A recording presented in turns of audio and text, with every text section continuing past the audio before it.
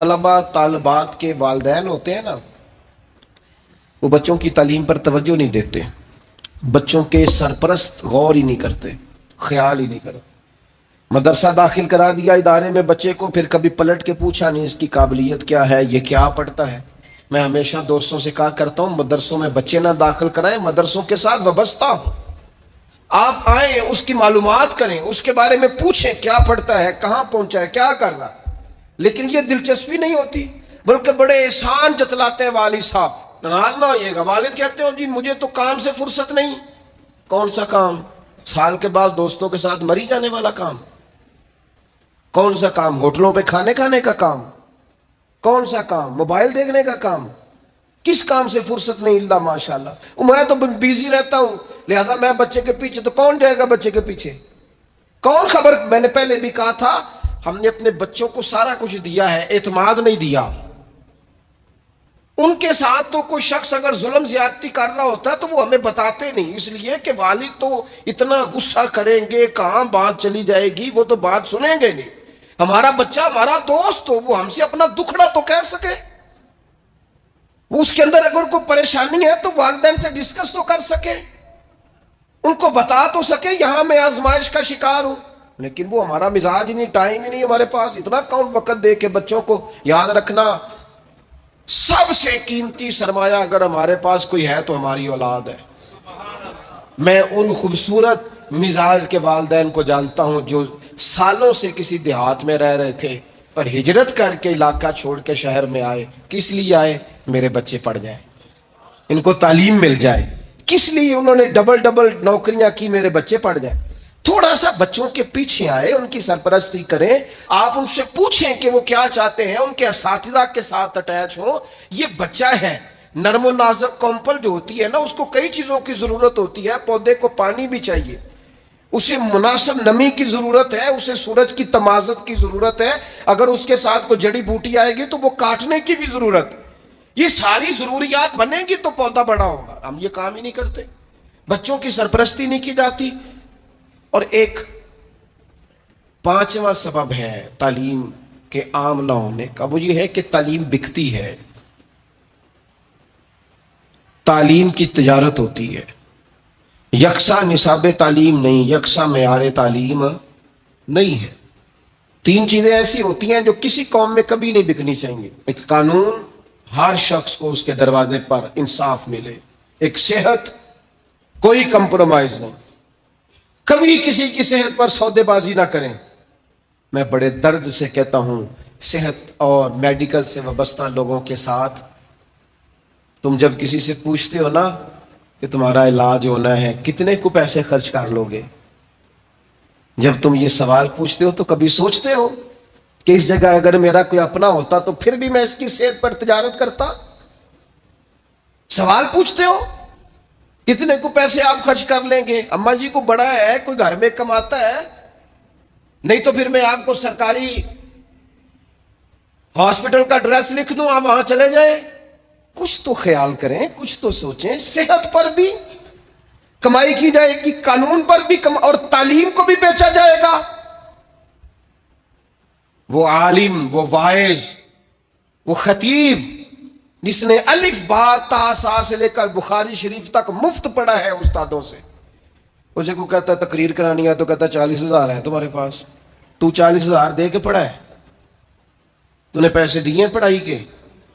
یہ مزاج ختم کریں، تعلیم کو کبھی نہ بیچیں۔ تعلیم جب تک اس بنیاد پر نہ ہو ہم نے خیر خواہی کرنی ہے۔ ہمارے استاد صاحب فرمایا کرتے تھے طلباء سے فرما برداری کا بھی لالچ پیدا نہ کرنا، اس بات کا بھی لالچ پیدا نہ کرنا کہ یہ تمہارے جوتے اٹھا کے تمہارے سامنے رکھیں گے۔ انہیں خالص اللہ کی رضا کے لیے پڑھانا، رب تمہارے دلوں میں نور پیدا فرما دے گا۔ تعلیم کو تجارت بنا لیا گیا ہے، مزاج نہیں ہے۔ اب جس کے پاس پیسے ہیں وہ مہنگے ادارے میں اپنے بچوں کو پڑھا لے، جس کے پاس نہیں ہے سرکاری بلڈنگیں بڑی بڑی ہیں اسکولوں کالجوں کی، لیکن وہاں اگر معیار کو ٹھیک کیا جائے وہاں، اور یہ جتنے لوگ بعد میں بڑا کالج بناتے ہیں نا،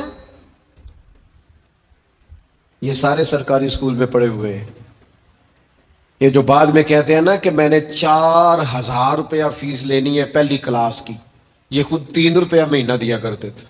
یعنی یہ جو آج کہتے ہیں نا جی تمہاری داخلہ فیس جو ہے وہ جانی ہے تو فلاں کاغذ بننے ہیں تو 40,000 جمع کرا دو، اور باپ بیچارہ کہہ رہا ہے قسطیں نہیں ہو سکتی، 2-4 قسطیں نہیں ہو سکتی۔ ان کے اپنا داخلہ 419 روپے گیا تھا جب انہوں نے میٹرک کیا تھا۔ کیوں ہم بھول گئے اس وقت کو کہ جب ہمیں تعلیم کی ضرورت تھی تو کشادہ تھا ہمارے لیے مسئلہ، اور ہم نے لوگوں کے لیے تعلیم کو تجارت کبھی نہ بنائے، تعلیمی مزاج پیدا کریں۔ ہاں یہ میں آپ کو صحیح بتاتا ہوں کہ جہاں تعلیم مفت ہوتی ہے نا وہاں کچھ قدر کم ہوتی ہے، لیکن اب اس کو دیکھ کر کیا ہم ان چیزوں کی تجارت شروع کر دیں گے جو چیزیں ٹھیک نہیں؟ تعلیم کے مزاج کے اندر سے تجارت کو ختم کیا جائے اور قومی سطح پر ختم کیا جائے۔ اور میں تعلیمی ادارے چلانے والوں سے کہوں گا خدا را اس کو قومی، ملی اور دینی فریضہ سمجھ کے سر انجام دو۔ تم ان طالب علموں کی خدمت تو کر کے دیکھو، اللہ تمہارے دل کو راحت کتنی عطا فرماتا ہے، اللہ تمہیں سکون کتنا دیتا ہے۔ تم ان کے لیے آسانیاں فراہم کرو، بندوبست کرو، کوشش کرو، وسائل جمع کرو، جدوجہد۔ یہ بڑا مشکل کام ہوتا ہے، بڑا مشکل کام ہوتا ہے کسی کو جا کے یہ کہنا کہ میرے مدرسے کے ساتھ تعاون کر، اور اپنی جو آپ کی پرسنالٹی ہے اس کو کمزور کرنا، اور کسی کو تعاون کس کے لیے کرانا؟ ادارے کے لیے، اپنی شخصیت کو تھوڑا سا کمزور کر کے، لیکن کام بڑا اونچا ہے، ڈیوٹی بڑی اونچی ہے۔ تو اپنے مزاج کے اندر، اور سب سے اہم اور ضروری بات ختم کرنے سے پہلے ہم خود سارے علمی ذوق پیدا کریں، ہماری اپنی طبیعت ہو کہ ہم نے علم سیکھنا ہے۔ جب ہم خود علمی ذوق پیدا کریں گے، مزاج علمی بنائیں گے، طبیعت علمی بنائیں گے، تو آپ یقین کریں کہ خود بخود علم پھیلے گا۔ نبی پاک صلی اللہ تعالیٰ علیہ وسلم کے کبار صحابہ جو تھے ان کا مزاج علمی تھا، ان کی طبیعت علمی تھی۔ حضرت سیدنا جابر ابن عبداللہ رضی اللہ تعالیٰ عنہ کو پتہ چلا، اب انہوں نے بھی حضور کے سامنے وقت گزارا تھا، ان کو پتہ چلا کہ مصر میں ایک صحابی ہیں حضرت عبداللہ بن انیس رضی اللہ تعالیٰ عنہ، ان کے پاس حضور کی ایک حدیث موجود ہے۔ حضرت جابر ابن عبداللہ نے نیا گھوڑا خریدا، اس پر آپ نے کجاوا ڈالا اور اسپیشل سفر طے کر کے نا تو مصر گئے۔ پہلے تو دروازے پہ دستک دی تو باہر جو آیا اسے جا کے کہنے لگے، ان سے کہو جابر ابن عبداللہ آئے مدینہ شریف سے۔ حضرت عبداللہ ابن انیس کو اندر جب خبر ملی وہ آیا تو فرمایا جاؤ جا کے دوبارہ پتہ کرو واقعی جابر بن عبداللہ میرے گھر آ گئے، جا کے پتہ کرو سماعت نے صحیح سنا۔ تو باہر جا کے سنا، کہا جی وہ واقعی وہ دوڑے آئے، کہا جناب اتنی مہربانی۔ کہنے لگے مجھے کسی نے بتایا تھا کہ آپ کے پاس سرکار کا ایک فرمان ہے اور جو میں نے نہیں آج تک سنا، تو لہٰذا میں وہ حدیث سننے کے لیے مدینے سے آیا ہوں۔ انہوں نے کہا جناب آپ تشریف لائیں، بیٹھیں، چائے پانی کھانا آرام۔ کہنے لگے نہیں یار، کھیتی باڑی کرنے والا ذمہ دار آدمی ہوں، ٹائم میرے پاس اتنا نہیں ہے، بس تو مجھے نہ میرے حضور کا وہ فرمان سنا۔ انہوں نے نبی پاک کی وہ بات سنائی، وہ پھر گھوڑے پہ بیٹھے اور مدینہ طیبہ تشریف لے گئے۔ آپ میری بات کو سمجھے، یہ جب ہمارا مزاج ہوگا نا، یہ ہمارا مزاج ہوگا۔ ہمارے ہاں چونکہ جمعے والے دن مفت بیان ہوتا ہے، لہذا بیچارے خطیب صاحب کوئی ڈیمانڈ نہیں کر رہے ہوتے، صرف اتنا کہہ رہے ہوتے ہیں ٹائم پہ آ جایا کرو، کچھ نہیں، صرف ٹائم پہ۔ لیکن وہ ٹائم پہ کیا آنا ہوتا ہے، بعض مساجد میں نے دیکھا ہے جو آ جاتے ہیں وہ بڑے پریشان ہوتے ہیں، وہ بیچارے گھڑیاں دیکھ رہے ہوتے ہیں کہ مولانا صاحب آپ حدیثیں سنا رہے ہیں اور اتنا ٹائم آپ نے لگا دیا، میں تو مصروف بڑا ہوں۔ مطلب آپ کی روایتیں سناتے سناتے اگر 15 خبریں رہ گئی تو وہ تو پتہ نہیں ملک میں کیا ہو جائے گا۔ آپ کے خبریں سننے، دیکھنے، تبصرہ کرنے سے کوئی انقلاب آنے والا نہیں ہے۔ اپنی زندگی میں مزاج علمی بنائیں، ذوق علمی بنائیں، جو سیکھیں اسے یاد کریں، اسے لکھیں۔ لوگ آتے ہیں نا اکثر فرماتے ہیں، تو میں ان سے کہا کرتا ہوں کہ تقریریں ہم نے بڑی سن لی ہیں، اب تو انہیں یاد رکھیں، آگے پھیلائیں اور ان پر عمل کریں اور ان چیزوں کو جمع کریں۔ ایک کاغذ قلم ہونا چاہیے نا، جو بندہ سنے اسے لکھے۔ اس میں اللہ تبارک و تعالیٰ نے 2 لوگوں کا واقعہ بیان کیا ہے۔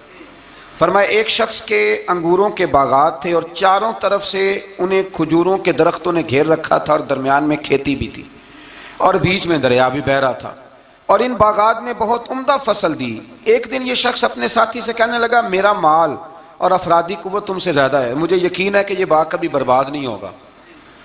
اول تو مجھے قیامت کا یقین ہی نہیں معاذ اللہ، لیکن اگر قیامت آئی تو مجھے وہاں سے بھی بہتر مال ملے گا۔ اس کے دوسرے ساتھی نے کہا تو اپنی اصل کو بھول گیا ہے، اور تو نے اپنے خالق کی ناشکری کی جو کہ وحدہ لا شریک ہے۔ اگر تم نے باغ میں داخل ہوتے وقت ماشاءاللہ لا قوت الا باللہ کہہ دیا ہوتا تو یہ تمہارے حق میں بہتر ہوتا۔ اگرچہ مال اور اولاد میں تم سے کم ہوں، لیکن میرا ایمان یہ ہے کہ اللہ تعالیٰ مجھے اس سے بہتر نعمت عطا کرے گا، اور آسمان سے کوئی آفت آئی اور تمہارا باغ تباہ و برباد ہو جائے گا، یا اگر اس کا پانی زمین میں دھس گیا تو پھر تم اسے تلاش نہ کر پاؤ گے، بالآخر اس شخص کا باغ برباد ہو گیا۔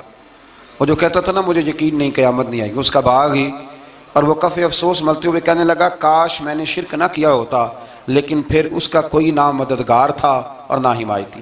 آیت نمبر 45 میں اللہ تعالیٰ نے دنیا کی زندگی کی ناپائیداری کو ایک مثال سے بیان فرمایا کہ آسمان سے بارش نازل ہوئی، گھنا سبزہ نکلا، پھر وہ سوکھ کر چورا چورا ہو گیا، جسے ہوا اڑا کے لے گئی۔ مال اور بیٹے تو محض جیتی دنیا کا سنگار ہے، جب تک تم زندہ ہو تب تک مال بھی ہیں اور بیٹے بھی ہیں۔ والباقیات الصالحات، ہاں اگر کچھ ہے باقی رہے گی تو تمہارے اچھے اعمال باقی رہیں گے، اور اگر اولاد نیک ہوئی تو وہ بھی باقیات الصالحات میں شامل ہو جائے گی۔ آیت نمبر 47 سے فرمایا کہ قیامت کے دن تمام روئے زمین پر ایک کھلے میدان کی صورت میں ہوگا، سب لوگ صف باندھے رب کے حضور اکیلے حاضر ہوں گے اور اپنے اعمال ناموں کو دیکھ کر خوف زدہ ہوں گے، کہیں گے ہائے افسوس اس اعمال نامے کو کیا ہوا، اس نے نہ کوئی صغیرہ گناہ چھوڑا نہ کبیرہ، مگر سب کو شمار کیا۔ آیت نمبر 50 میں حضرت آدم علیہ السلام کو فرشتوں کے سجدہ، ابلیس کی نافرمانی اور شیطان اور اس کی ذریت کے انسان کے دشمن ہونے کا بیان ہے۔ آگے پھر ذکر شروع ہو جاتا ہے حضرت موسیٰ علیہ السلام اور حضرت خضر علیہ السلام کا۔ یہ لفظ خضر بھی ہے اور خضر بھی ہے، یہ دو تین طریقوں سے پڑھا جاتا ہے۔ حضرت خضر کے بارے میں مختلف روایات ہیں کہ یہ ولی ہیں کہ نبی ہیں، لیکن مضبوط رائے اکثر بزرگوں کی یہی ہے کہ یہ بھی اللہ کے نبی ہیں، اور بعض نے لکھا ہے یہ ہمیشہ سے زندہ ہیں۔ یہ دو اللہ کے نبی حضرت الیاس علیہ السلام اور حضرت خضر علیہ السلام، یہ دونوں ہر سال حج میں بھی جاتے ہیں، ہر سال حج میں بھی جاتے ہیں، کیونکہ ایک روایت ملتی ہے کہ محبوب کریم علیہ السلام حج پہ گئے تو فرمایا میں الیاس اور خضر کو پہاڑوں سے اترتے ہوئے دیکھ رہا ہوں۔ تو جن کو اللہ نے کھلی آنکھیں دی ہوتی ہیں پھر انہیں زیارت بھی ہوتی ہے، انہیں یہ نظر بھی آتے ہیں۔ حضرت خضر علیہ السلام کو اللہ نے علم لدنی عطا فرمایا۔ یہ علم لدنی اللہ جس کو اپنے پاس سے عطا کر دے اس کو علم لدنی کہتے ہیں۔ حضرت موسیٰ علیہ السلام ایک دن تقریر کرتے ہوئے کسی نے پوچھا کہ آپ سب سے بڑے عالم ہیں، فرمایا الحمدللہ۔ تو اللہ کریم نے فرمایا نہیں ہے موسیٰ کلیم آپ سے بڑے بڑے بھی ہیں، بڑے بڑے لوگ ہیں۔ ہمارے ہاں مسئلہ ہے پا نہ پڑی، اور لوگ مناظرہ کرنے آتے ہیں، کئی دفعہ لوگ نا مسئلہ بتاتے ہیں تو میں کہتا ہوں جناب آپ نے بتا دیا کہ اب آپ نے حکم کرنا ہے، اب آپ نے حکم کرنا ہے۔ کبھی کبھی کچھ لوگ ایسی باتیں کرتے ہیں وہ جی آپ ایک بندے کا نام لیتے ہیں ذکر کرتے ہیں، تو میں نے کہا چلو ہم نے بھی کہیں کچھ پڑھا ہی ہوگا نا تبھی تو ذکر کرتے ہیں، لیکن جو آتے ہیں نا لوگ وہ مشورہ تو ہمارے دور میں ہے ہی نہیں، جس نے جو لائن پڑھ لیا وہ اس پہ پکا ہو گیا، سارا نہیں نہ پڑھا، سارا پڑھے پھر بات سمجھ میں آتی ہے۔ حضرت موسیٰ کلیم اللہ کے نبی ہیں، اور کیا بات ہے ان کی، اور یہ بھی اللہ کا فضل ہوا حضرت موسیٰ نے یہ بات کی تبھی تو ہمیں اتنی شاندار حکمتوں کے پھول ملے، یہ بھی حضرت موسیٰ کا ہی کمال ہے۔ تو حضرت موسیٰ نے کہا کہ اے اللہ وہ جو مجھ سے بڑا ہے عالم ہے وہ کہاں ملے گا جس سے میں حکمت کی بات سیکھوں؟ تو فرمایا جہاں مجمع البحرین ہے نا، دو دریا ملتے ہیں، وہاں وہ ملے گا۔ حضرت موسیٰ کلیم سے اللہ نے فرمایا کہ جاؤ جہاں دو دریا ملیں گے نا وہاں تمہیں وہ شخص ملے گا۔ تو یا اللہ میں کس طرح؟ فرمایا زادرہ ساتھ لے جاؤ، کھانے پینے کا سامان۔ حضرت موسیٰ کلیم لے گئے، مچھلی بھی لے گئے۔ فرمایا یہ مچھلی جہاں تمہارے برتن سے نکل کے دریا میں داخل ہو وہاں دریا میں شگاف پڑ جائے گا، وہاں وہ تمہیں شخص ملے گا۔ حضرت موسیٰ نے اپنے خادم حضرت یوشع بن نون علیہ السلام کو بھی ساتھ لیا، یہ بعد میں حضرت موسیٰ علیہ السلام کے جانشین ہوئے۔ یہ دونوں سفر پہ نکل گئے، ایک جگہ پہ پہنچے جہاں پہاڑ تھا، ساتھ دریا بھی تھا، اس کے نیچے آرام کرنے لگے۔ حضرت موسیٰ کلیم سو گئے تو یوشع بن نون علیہ السلام موجود تھے، مچھلی جھٹ سے نکلی دریا میں داخل ہو گئی، وہاں راستہ بھی بن گیا۔ اب اٹھے حضرت موسیٰ کلیم، جب اٹھے تو فرمایا چلو چلیں، تھوڑا آگے جا کے فرمایا بھوک لگ رہی ہے کھانا تو نکالو۔ انہیں یاد آیا، کہنے لگے حضور مچھلی تو دریا میں چلی گئی تھی۔ فرمایا تو نے بتایا نہیں، وہی تو ہماری منزل تھی جہاں مچھلی دریا میں گئی۔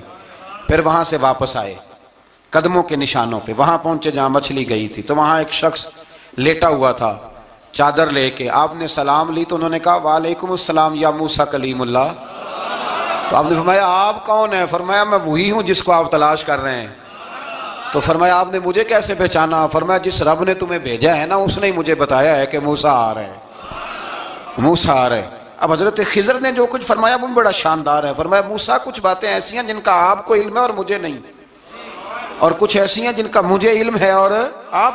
اللہ اکبر، یہ کبھی ہماری سمجھ میں بات آ جائے، یہ کبھی سمجھ میں آ جائے، کچھ باتیں ایسی ہیں جس کا مجھے علم ہے، اور یہ بڑے بڑے سیانے بندے نہیں مانتے، بڑے بڑے۔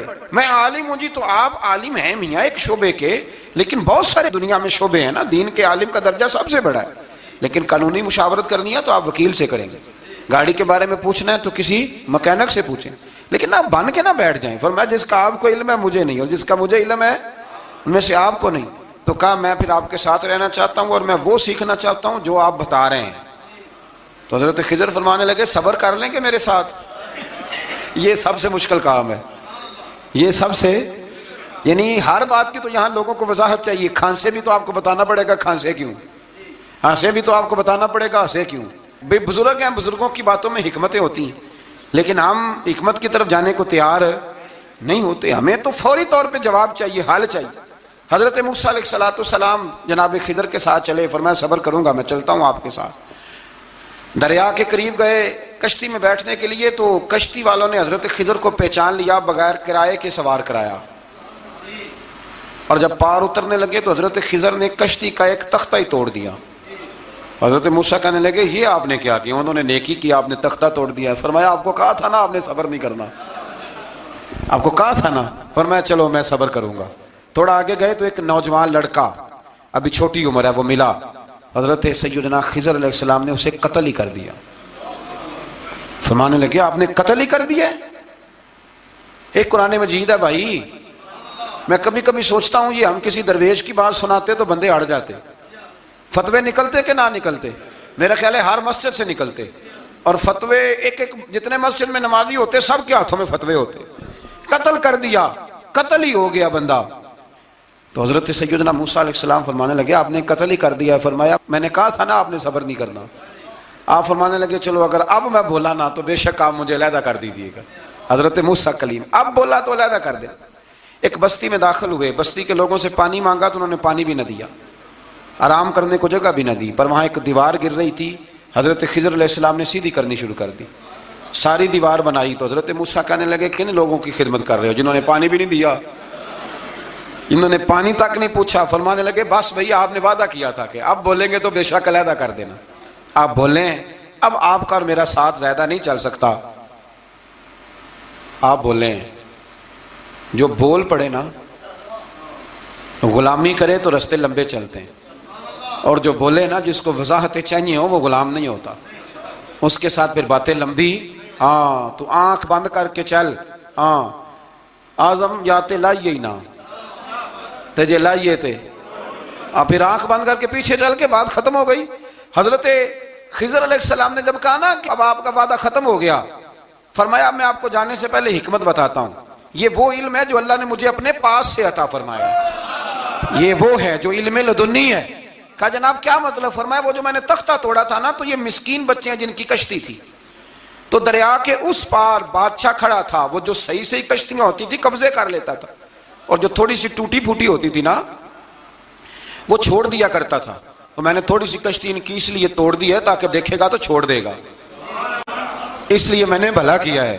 اور فرمایا وہ جو بچہ میں نے قتل کیا نا وہ شروع سے ہی کفر کا دل دادا تھا، اس کے ماں باپ نیک تھے، اگر بڑا ہوتا جوان ہوتا تو ہو سکتا ہے ماں باپ کو بھی کفر میں مبتلا کر دیتا، اب اس کے بدلے اللہ انہیں صالح بیٹا عطا فرمائے گا۔ تو یہ بھی میں نے اللہ کے دیے ہوئے علم سے کیا۔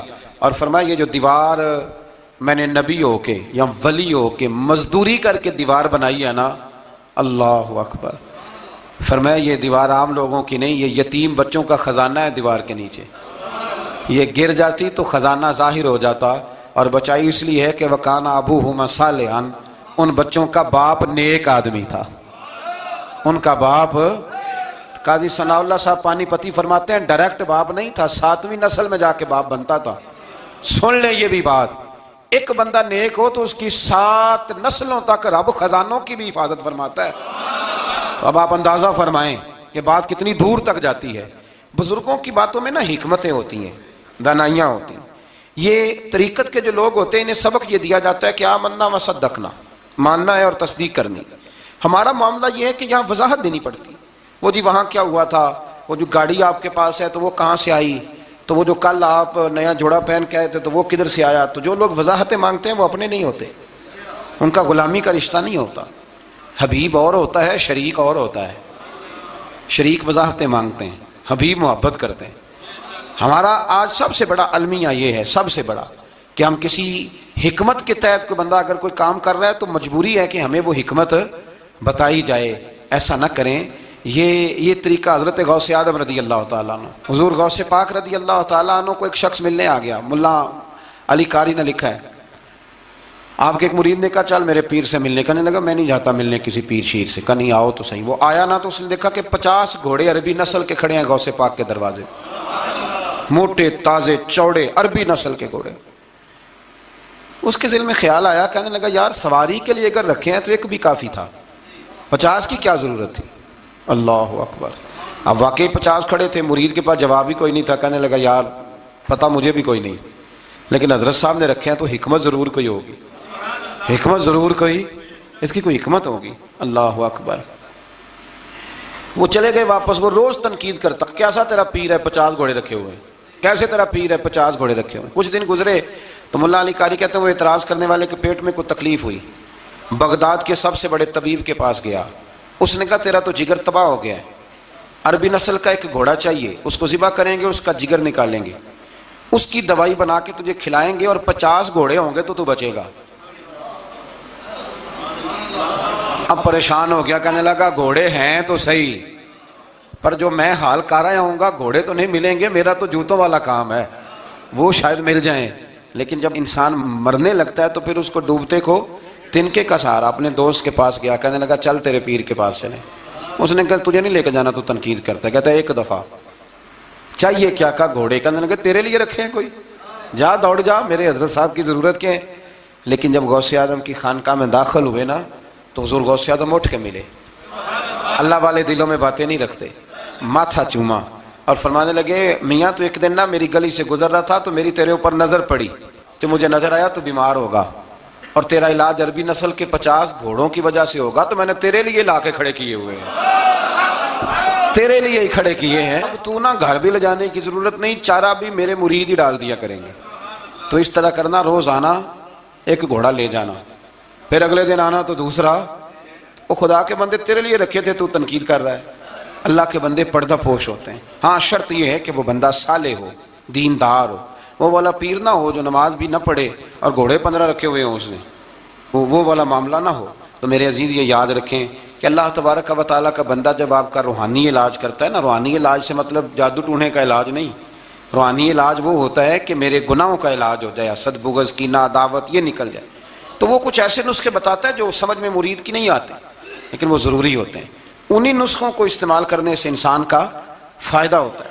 جی کرنے والے لوگ ہمیشہ کامیاب رہتے ہیں، وہ ماں باپ کے آگے کریں، استاد کے آگے کریں، شیخ کے آگے کریں۔ اور جن کو وضاحتوں کی ضرورت ہوتی ہے، ہاں ایک شرعی بات ضرور ہے، وہ ضرور سن لیں۔ اگر آپ کو کہیں کچھ شرعی قباحت نظر آئے جو قرآن و سنت سے ٹکراتی ہو